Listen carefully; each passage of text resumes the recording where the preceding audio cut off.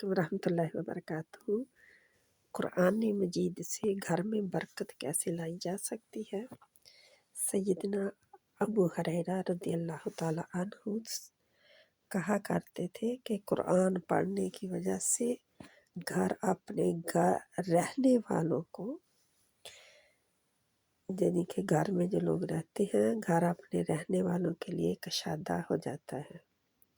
इसमें फरिश्ते हाजिर होते हैं, शैतान उस घर को छोड़ देते हैं और उसकी खैर व बरकत बढ़ जाती है।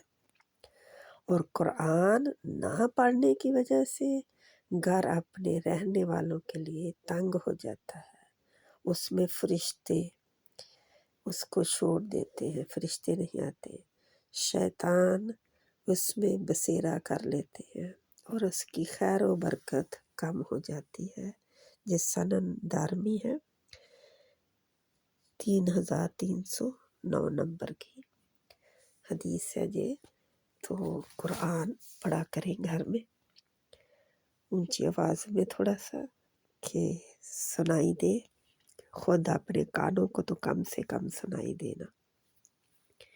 अल्लाह सुब्हाना ताला हमें कुरान को सही मायनों में समझने, पढ़ने, इसके ऊपर अमल करने की तौफीक दे और जो जिम्मेदारी अल्लाह ने आगे पहुंचाने की दी है उसको भी आगे पहुंचाने की भी तौफीक दे।